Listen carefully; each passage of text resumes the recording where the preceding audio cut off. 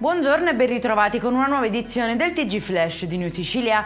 In apertura, dopo 28 anni, la Procura di Messina ha riaperto l'inchiesta sull'omicidio del professore Matteo Bottari, assassinato con un colpo di lupara la sera del 15 gennaio 1998 mentre stava rientrando a casa. La decisione segna una nuova fase investigativa e mira a verificare possibili collegamenti con altri 2 delitti di sangue avvenuti nel 2013.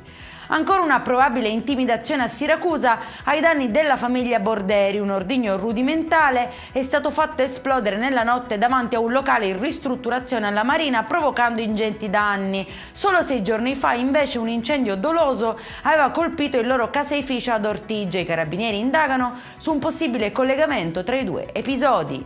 Interviene in una lite per difendere una commerciante e viene brutalmente aggredito. A Cefalù, in provincia di Palermo, la polizia ha identificato un 31enne autore della violenza grazie a un video diffuso sui social. Il pestaggio, avvenuto in una zona appartata, ha provocato alla vittima lesioni con una prognosi di 50 giorni. Spari a Gela, in provincia di Caltanissetta, ha ferito a un piede un 23enne che si è presentato al pronto soccorso dell'ospedale Vittorio Emanuele. Ancora in corso le indagini per far luce sull'esatta dinamica dei fatti.